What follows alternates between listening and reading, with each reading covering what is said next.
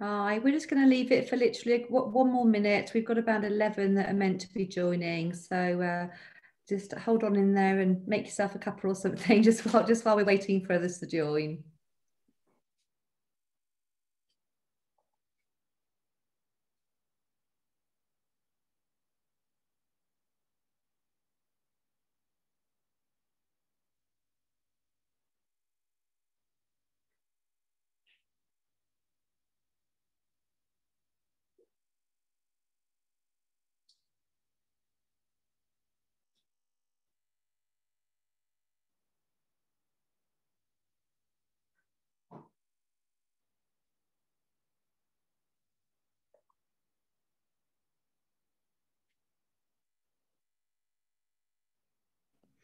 Great, thanks Caroline, thank you very much.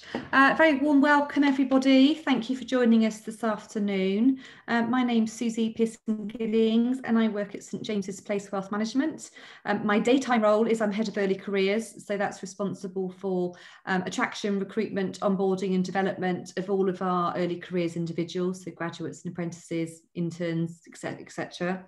And then I also, as well as part of that role, I sit on the diversity project work stream. So I sit on 2 work streams for diversity project, the mental health work stream and also the disability work stream. So today I'm joined by Kevin Hodge, who will introduce himself shortly. And Kevin also sits on the mental health work stream alongside me. So today we are here to talk to you about OCD. And these sessions have been created following discussions and conversations throughout the work stream, the mental health work stream, about learning. So we're all passionate and want to make a difference in the mental health space. But there's so much to learn. Where on earth do we start? So I agreed with Katie Halliday, who's the leader of the work stream, that I would set up some education sessions to upskill our members and help them understand different varieties of mental health, disabilities, and that's why we're here today. So this is our first session that we've got planned today, and Kevin has very, very kindly agreed to come and talk to us today about OCD. So Kevin will introduce himself shortly properly, but Kevin does suffer with OCD, so it's an obsession, and his is around contamination. And we're not here today to talk about Kevin in particular, but we're here today for Kevin to share his knowledge and his experience in order to help us understand OCD in a little bit more detail. So Kevin, shall I hand over to you and let you introduce yourself? Thank you, Susie. Can you hear me? Yeah, all good. Brilliant, excellent. As you said, my name's Kevin Hodge, and I currently work for Newton Investment Management, and I head up their project management organisation there, overseeing all the projects that they do. Firstly, thank you very much for the opportunity to discuss OCD and the experience of me living with OCD for the past 30 years. I was born in the 70s, was a teenager in the 80s, and this was a time when there was no gain without pain, and you may remember that lunch was for wimps. Coupled with having parents who were brought up during the war, it's quite fair to say that as a child and as a teenager, mental health was not even given a consideration. At the time, people understood physical health, but mental health was seen as a character flaw. People were told to get over it, pull themselves together, or to just man up, which obviously with mental health is, really not helpful. Unfortunately, though, this type of attitude was ingrained in me, and it took me decades to really get over this, as I was embarrassed and ashamed of having a mental health illness. It also took me a while just to realise that the brain is just another organ within the human body, and like any other organ, it can go wrong and require treatment. But for some reason, that took me a long time to get. But probably the main reason why I am doing this presentation today is that we have seen 2 massive changes over the last 30 years, especially more recently. Firstly, there is now a very positive change in attitude towards an understanding of mental health. And secondly, and this is the key one for me, OCD treatment is now really, really good, and OCD is now a very treatable illness. 20 years ago, I couldn't say that, but now I definitely can say that the treatment for OCD is very, very good.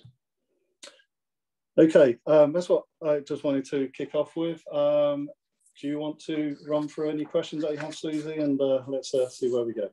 Absolutely. So we've got a really nice small group with us here today. So we want to make this as informative for you as possible.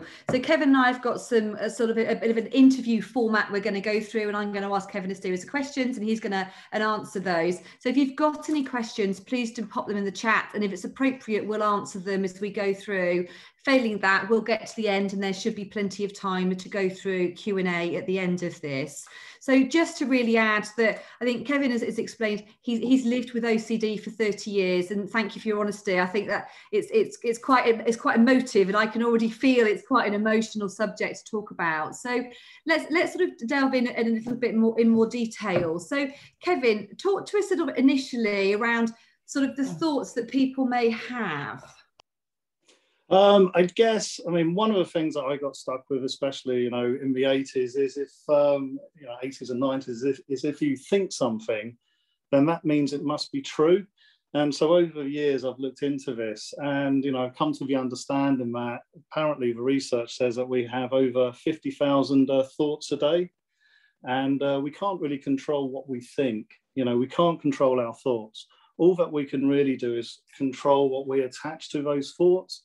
So we might think something really, really weird and wonderful, and someone without OCD will just think, okay, that was a bit strange, won't give anything more about it. Someone with OCD, may start thinking, that's a bit weird, what does that say about me? And that's when, that little grain starts building into an obsession.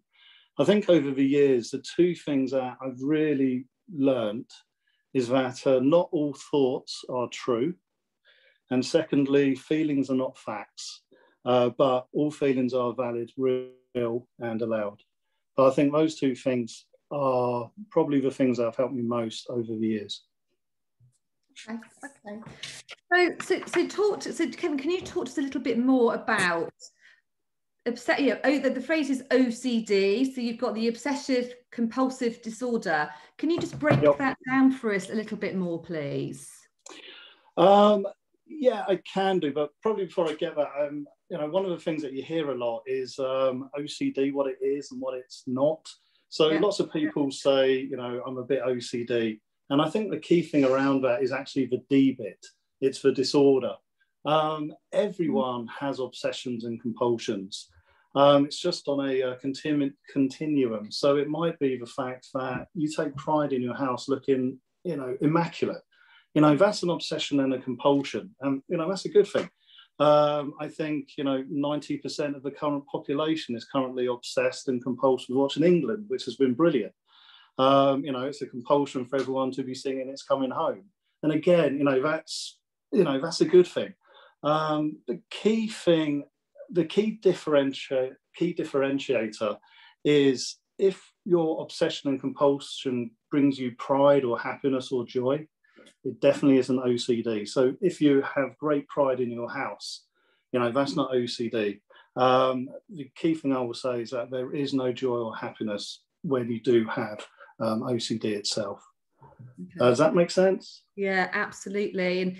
And I think really, really key to just draw out some of those differences. And that, as you say, I think the happiness point is a really really essential part of it. So clearly that makes me sort of hear and feel that if it's not making you happy, that's when there's probably some actions that you might need to take to look at it. So just going back to that question around sort of breaking down the obsessions and the compulsions would be great, Kevin. So talk to us a bit more about that. Sure, definitely. Well, the obsessions, these are the thoughts. These are the unwanted, intrusive thoughts that people with OCD have. And these thoughts do cause the anxiety. The compulsions are the things, what you do. So if your obsession's around, as my one is, it's a sort of contamination, then, my thoughts will be things are dirty, things are contaminated. So my compulsion would then be to clean, to wash my hands. things like that. And as I said, the key thing on OCD is the disorder part. It's when it starts having a severe impact on someone's life that it is, that it does become the disorder. And I think medically it's deemed, if you'll spend over 1 hour a day on your obsessions and compulsions, then that's when it's deemed to have a severe impact on your life. Okay. And then let's sort of move into there's some statistics around OCD. So talk to us about a little bit more about that. Well, we reckon there's between 1% to 2% of the population that has OCD. So in the UK, there'll be about 1 million people. Personally, and again, this is a personal view and I am no expert, I actually think it'd probably be more, mainly because, one, I think OCD is poorly diagnosed. So most people will go down to the doctors with symptoms.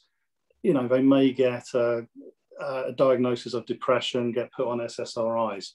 I have heard of a number of cases where it has taken a while to get a proper diagnosis. And secondly, as I said, for 30 years I've had OCD, probably for 25 of those just embarrassed and ashamed about having it. That's was something that I needed to work through. So I think there are also a number of people who just aren't reporting that they have OCD through shame or embarrassment. When it sort of starts to occur, it can occur at any time, but there are typically 2 distinct periods when OCD symptoms will appear. The first one's between the ages of 10 and 12, or just before puberty. With myself, I got it later. So there's a second phase when OCD occurs, and that's as you enter adulthood. So that's between the ages of 18 and 23. For myself, it was probably the worst 21st birthday present anyone could ever want. I was just in my 3rd year of university when it really started. The obsessions were growing, and that's when it really kicked in. So from my perspective, I would say I never had OCD as a child. It really only kicked in when I was 21. And as I've said, people with OCD, one, are usually very good at hiding it, but there's usually a lot of shame and embarrassment. And it is called or it has been known to be called the secret illness, as it typically takes people up to 10 years to seek help. That's a long time for someone to be living with something undiagnosed, isn't it? It is, but you sort of get to a phase where you sort of function and you get by, but you just don't realise, and I think in my case, you just don't realise how ill you are with it.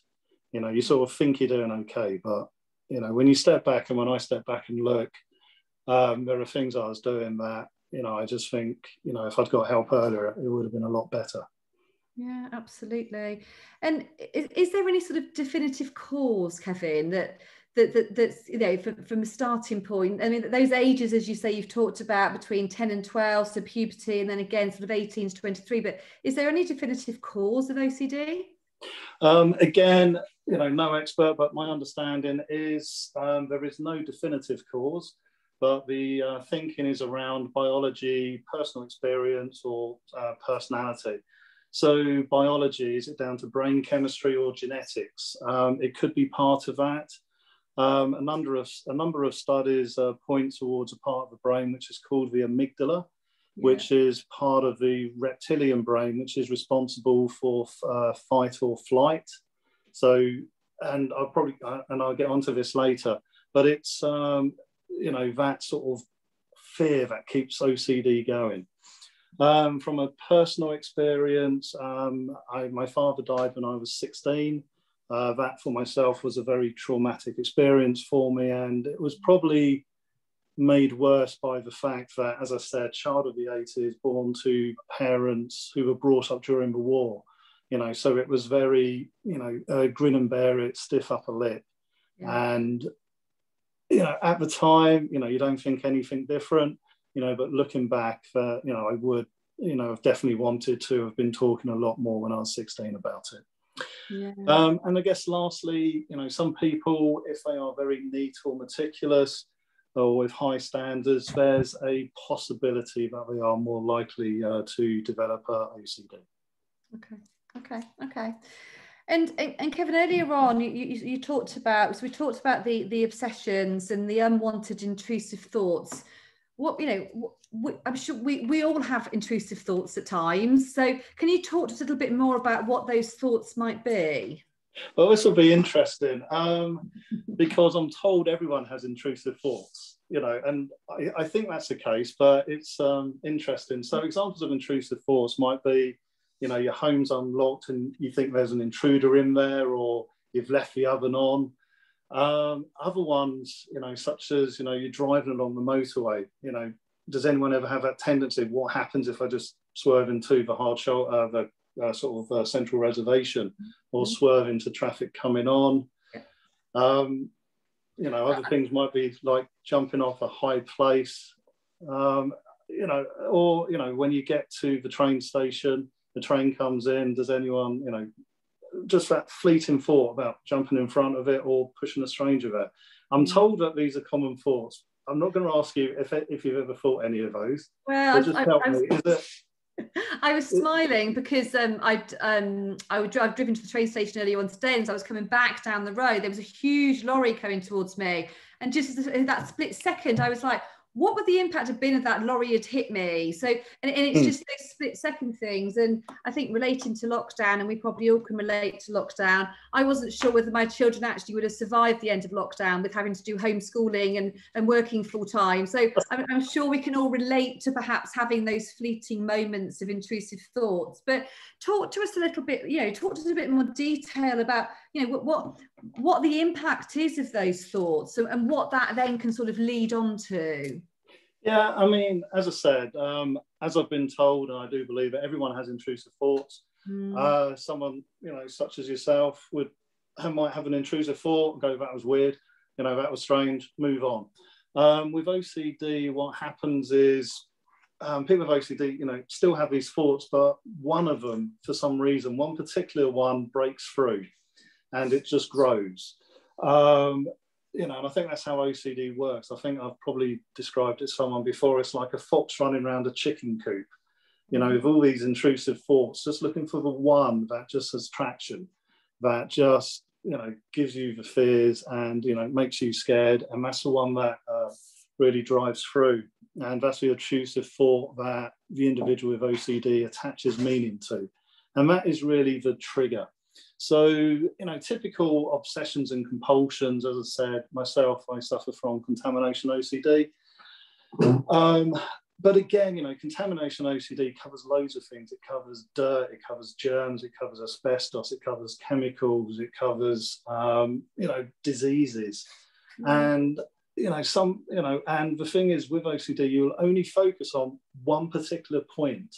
It won't be all contamination, it won't be all dirt, it won't be all germs, it will just be one thing.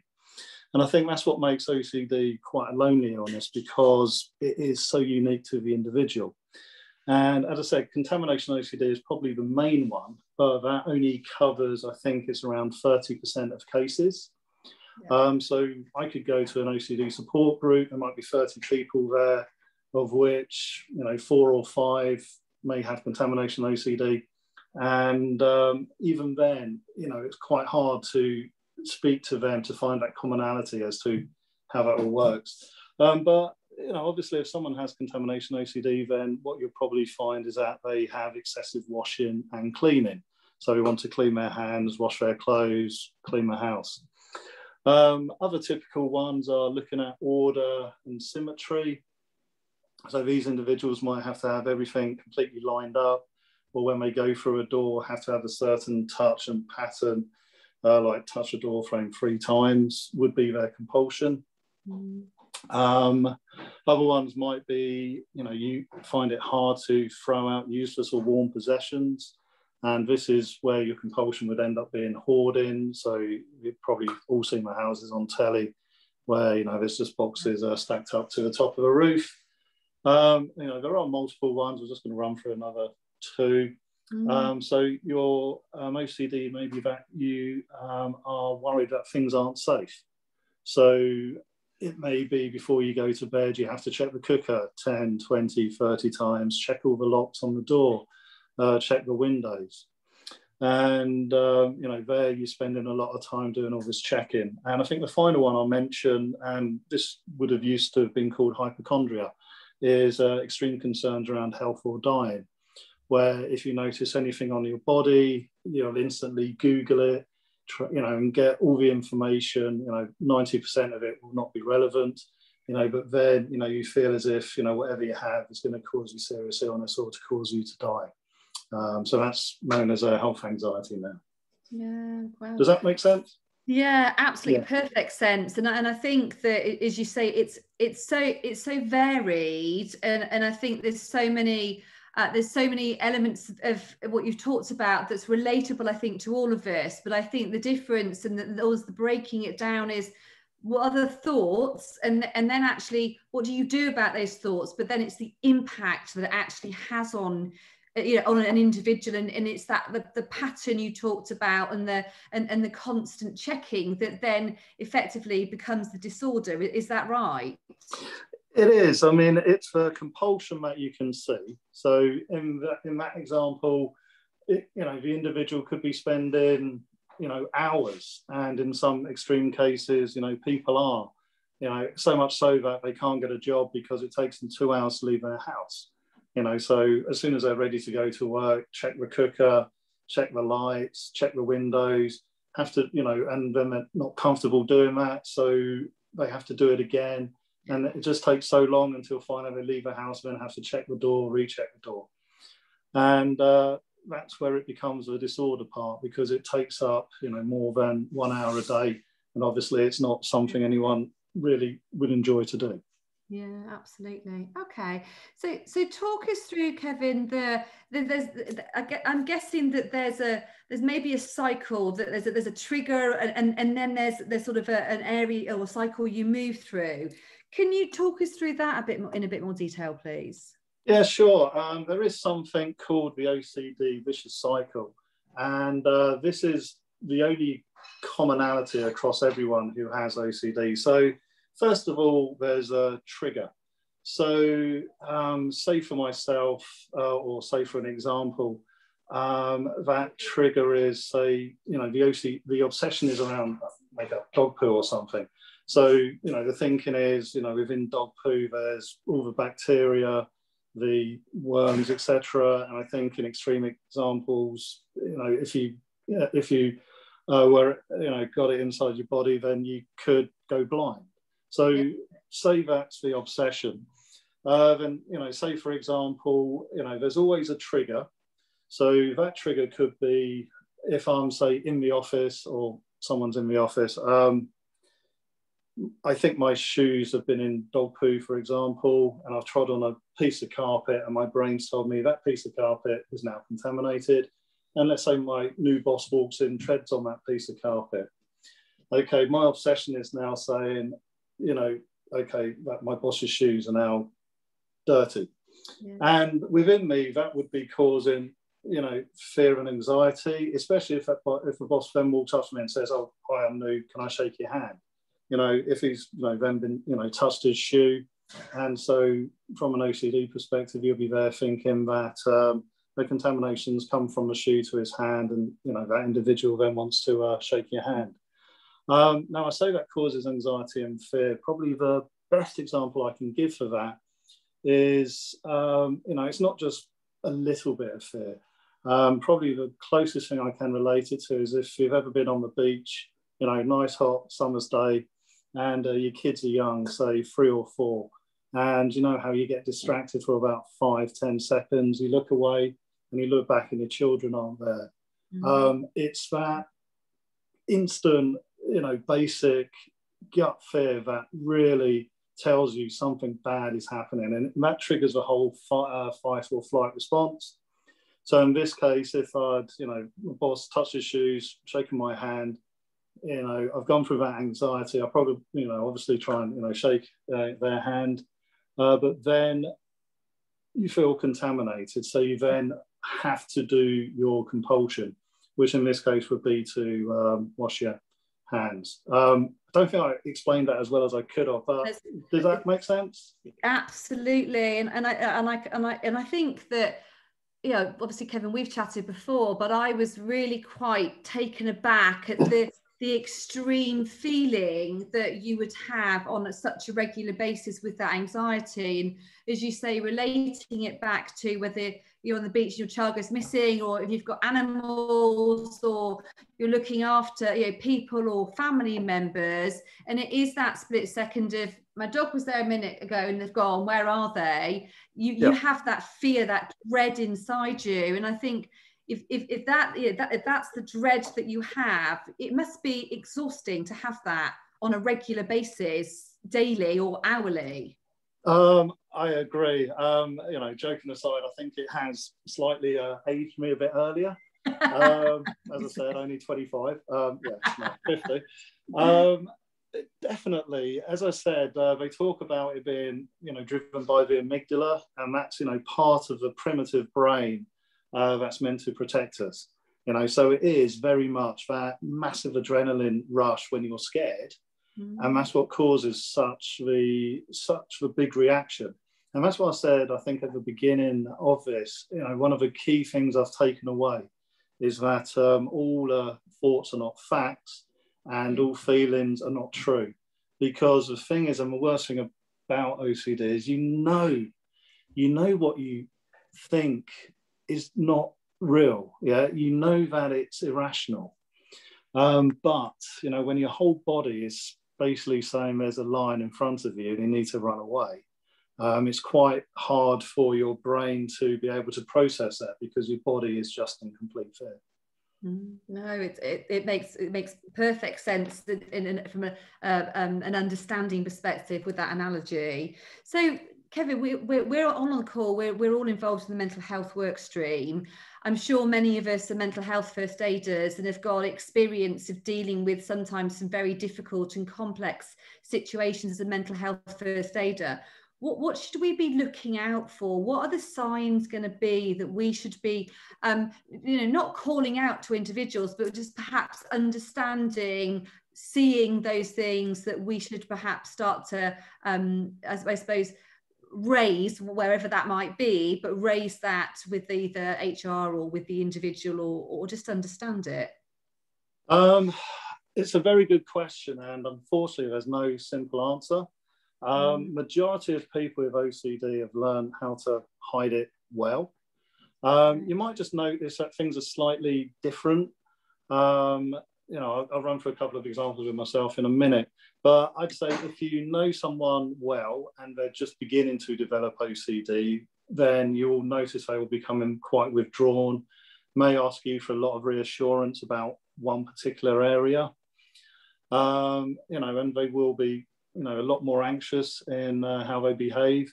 So with myself, two examples, probably, you know, quite, one of them's a bit extreme. So contamination OCD, the obvious thing there is hand washing. Yeah. So probably in my late 20s, every, I don't know, 30 minutes or so at work, I needed to go and wash my hands. So you're in the bathroom washing your hands, and it's not just a quick wash, it's probably twice what we're currently being told to do in a COVID environment. So, you know, make sure your hands are, you know, thoroughly cleaned. I guess, you know, from that perspective, you can probably see people may have more chapped hands or cut skin. So that might be something. But again, contamination OCD is really just, you know, 30% of all OCDs. Probably a more, I won't call it bizarre, but it's more extreme, is most people thought the change to a more casual dress code was a really good thing. Because my fear is around contamination, it used to be quite easy. And the fact I'd have, you know, sort of one set of suits and everything for work, and then casual clothes, that I was less fussed about getting contaminated in my head. So when it was a move to a casual dress code, for me, that was quite challenging because, I'll be honest, I just couldn't be bothered to go out and buy a whole new wardrobe of clothes for work. So I ended up, everyone's in jeans and I'm still there, sort of near enough in, you know, trousers, shirt and everything. you know, just because I just couldn't mix taking my casual clothes to work at that time. I'm not sure how bizarre or different that has sounds.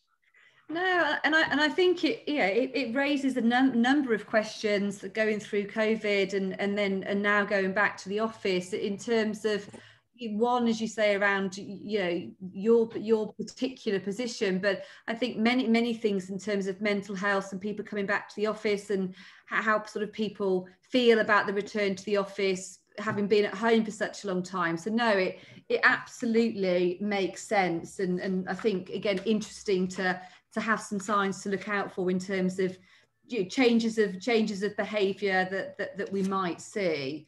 So Kevin, talk to us. We've talked about the triggers and then the behaviours that happen and the impact that then has around it.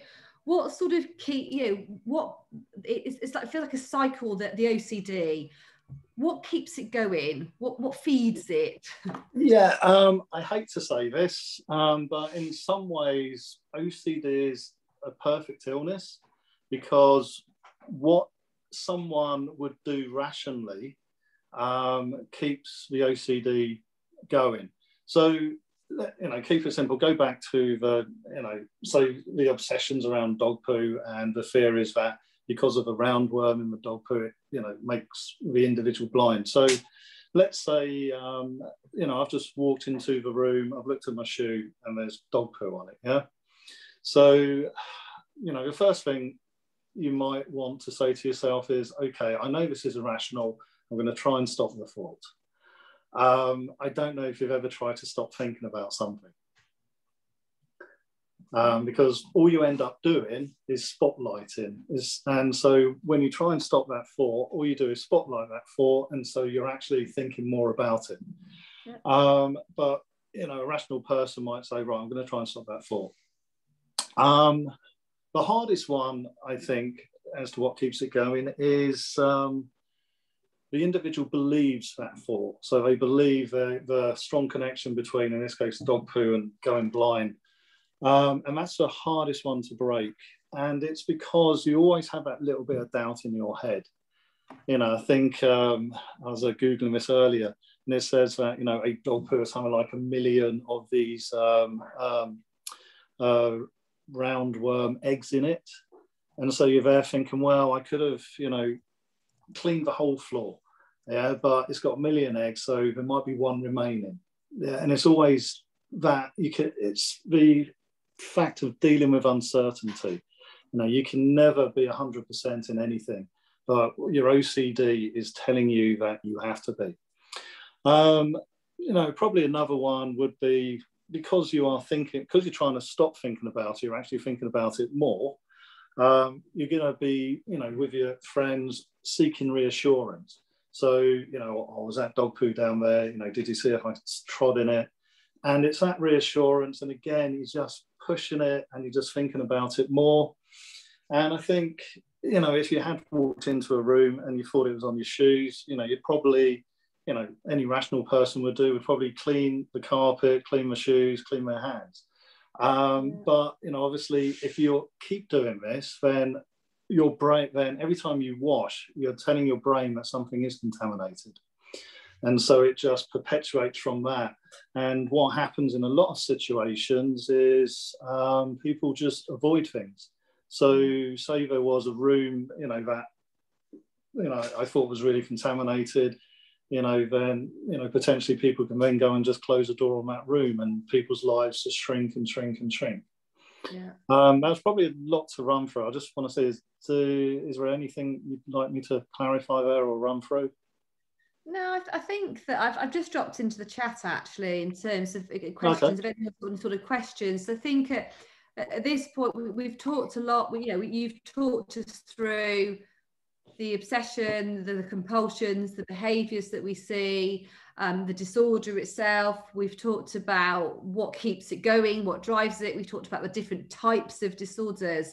And we're sort of going to move in now to what help is out there. So I just dropped into the chat to see if any sort of, before we move on to what treatments and what help is out there, is there anyone sort of got any questions?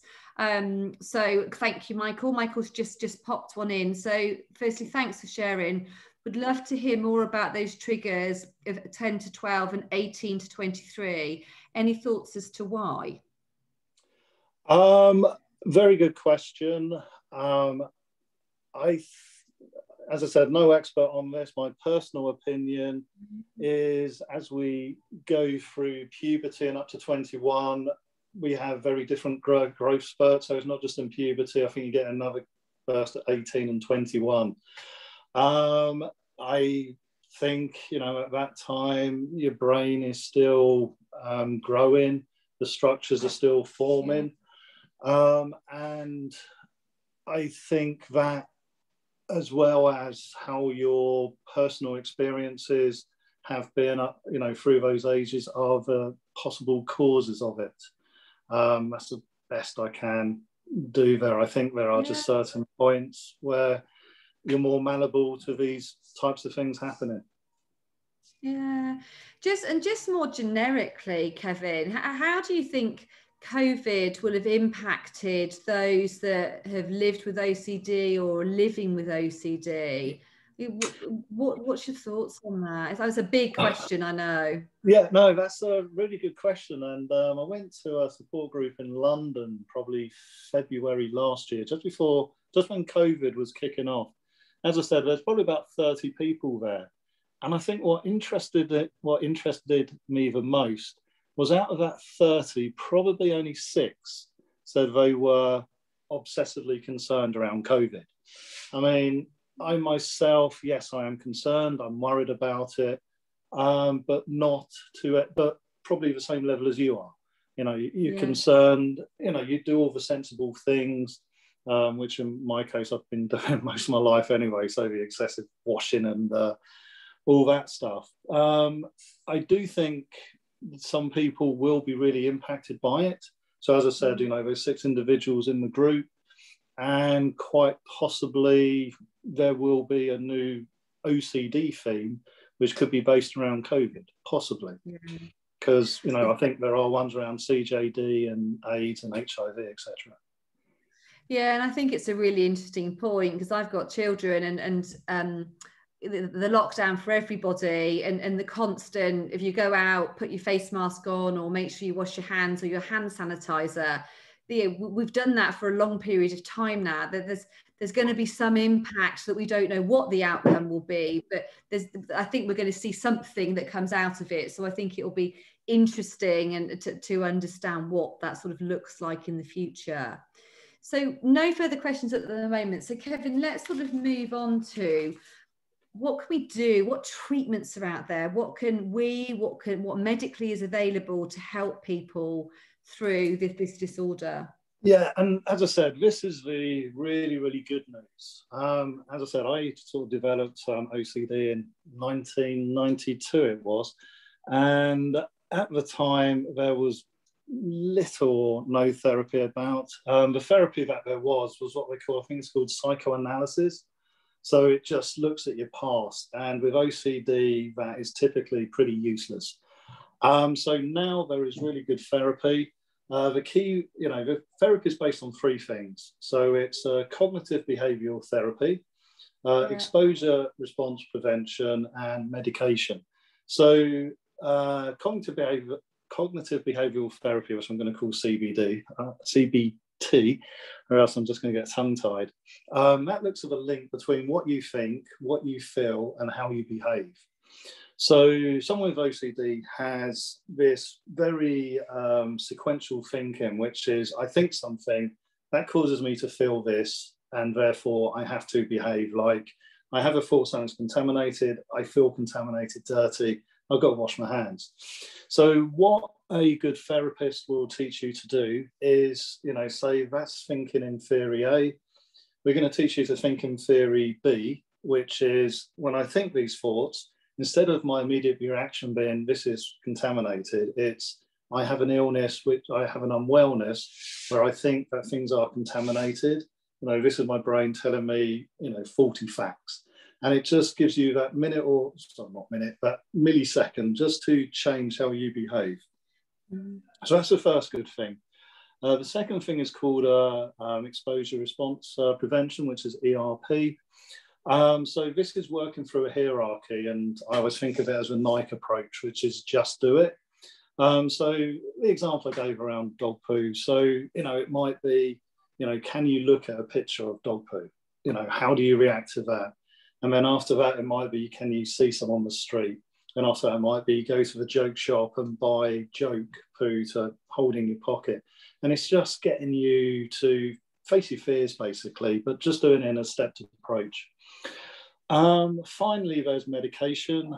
So these are what they call SSRIs, and they're the same drugs that are antidepressants. I'll admit, for years I fought going on to SSRIs. There are a number, I had heard a number of, bad stories around them. Things such as, your anxiety massively increases. I think the worst case scenarios are around, they can increase thoughts around suicide. So I was really, really scared about going on there. And it was only in the last 18 months, I thought, I'm going to give it a try. And I now regret not doing it years earlier. My experience with a drug called sertraline, which is one of them, has just been positive. I just feel it's really helped me, and it doesn't make, the thing is, drugs alone will not make the OCD go away, but it just gives you that space in the thinking so that you can really crack on with your CBT and your ERP so that you can get up your hierarchy. I've probably gone into that in a bit too much detail, so if you need me to clarify anything, please just ask. That's great, and I think I've just sort of written that down, is that actually the step almost is that if you diagnose and you accept it, as you say, for you it's been, if you'd had the medication first and accepted that, then you could have perhaps progressed a bit further forward earlier with the other two aspects. So, but I understand it's the same as people taking antidepressants. There's the negativity that sits around it, and you've got to work out what's right for you as an individual, haven't you? Exactly. I was just saying, other areas for getting help. I mean, obviously, if you do think you have OCD, do see your GP. One of the things I would highly suggest is if you go onto any of the charity websites in the UK, there's OCD Action and there's OCD UK. You can download a form that basically says, I think I have OCD, I want to see my GP. And you can just print that out. Now, the nice thing about it is it tells the GP exactly what OCD is. And again, in most GP practices, they won't have a good understanding of it, but it also has on that form the NICE guidelines, which are basically the best way for the GP or the standard way for the GP to give you treatment.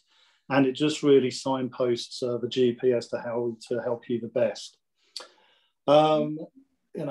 As I said, if you do go via the private therapist route, please do double check that they are BABCP accredited. The thing is, you'll probably also see a number of people who do say they cover OCD. There are very few OCD specialists. Probably the best thing, or the thing I'd suggest you do, is go to a local OCD support group. Again, these are on the OCD Action and OCD UK websites, and just ask around and just see if they are aware of anyone who has really in-depth OCD experience, if you do see a private therapist. Yeah, and I've just literally got that into the chat there, Kevin. So BABCP accredited for an OCD specialist, or OCD support groups, or OCD Action, or OCD UK website. Is that right? Yep, spot on. Okay. Yeah, I'm going to pop that in there so people can pick that up from the chat. Okay. So Kevin, sort of wrapping up to head into sort of final questions. What advice would you give to somebody looking back on your younger self now? What advice would you give to someone who perhaps thinks that they may well be entering into the pattern cycle of OCD you've talked about? Yeah, I mean, as I said, when I first developed it, you know, there was very little around. I mean, nowadays there is so much support. I think, you know, even if you think you might have it, go along to a support group, you know, talk to people there. But definitely do talk to people. I mean, as a 25-year-old, you know, I thought I was a massive failure because I had to go out and get help. You know, I couldn't deal with this by myself. And I just look back and just think how absolutely silly that is. I know it's only recent that I've actually, you know, had conversations with, you know, mates of mine around mental health. You know, 5 years ago, we would have just, you know, been silly about it. But the key thing is just talking, you know, getting that help, talking to, you know, someone who is not going to be judgmental. Because the thing is with OCD, you see what people are doing and, you know, your gut reaction, potentially maybe, well, can't you just stop that? And it's such an obvious thing and it's something that just rolls off. But obviously, if that individual could stop it, they would have, you know, they wouldn't still be doing it. So I think the key thing is look at all the resources that there are online. Those two charities have excellent resources. There's also a whole realm of books that you could look at. But I would say, you know, just pop down to a local support group, just have a chat to begin with and just see if there's stuff that you think, you know, you may need to look at and then go and see your GP.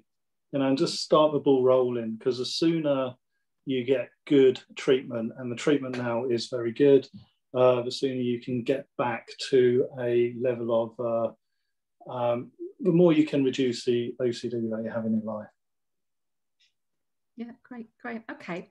So in terms of questions, we've got one question from Karen, and then I've actually got another question which leads off the back of what Karen's question is. So yeah. Karen's saying, in your role at Newton, what, I hope, support have you received? And what advice would you give to someone with OCD applying to an organisation or trying to decide how to approach the topic with their employer? I would say within Newton, I've spoken to my boss and other people who I report to. I mean, as I said, it's only in the last sort of 5 years or so that I've actually been talking to people about OCD. I'll admit, it is challenging. I think all organisations are now beginning to open up. I'd say mental health is probably the last stigma that we have, and that's what motivates me to join the diversity project.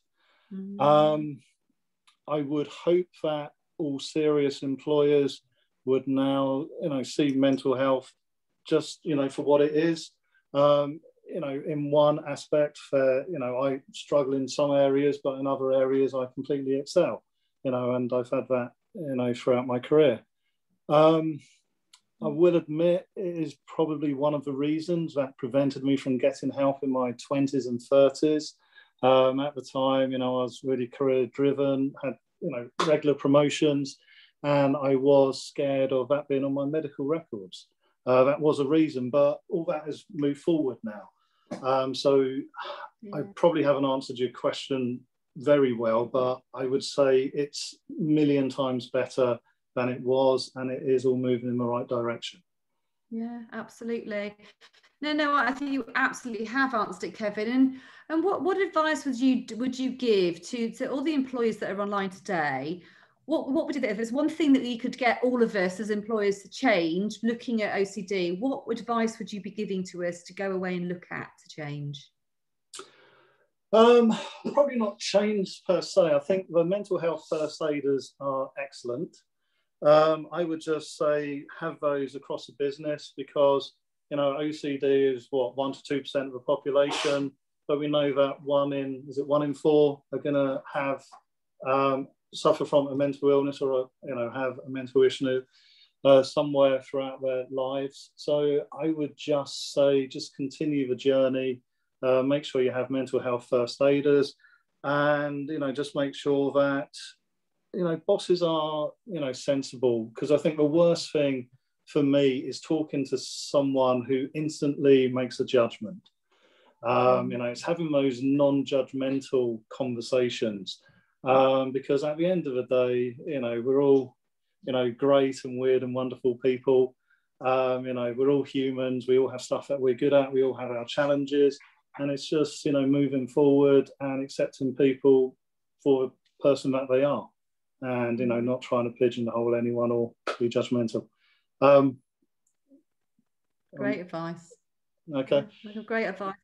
No, absolutely. I think the non-judgmental piece is so important. We need to approach, as mental health first aiders, we need to approach with a very open mind, and the listening is so key, because and building that trust as a mental health first aider, building that trust with that person that feels they're able to come and be open and confidently can talk to you in a safe environment. It's really, really important.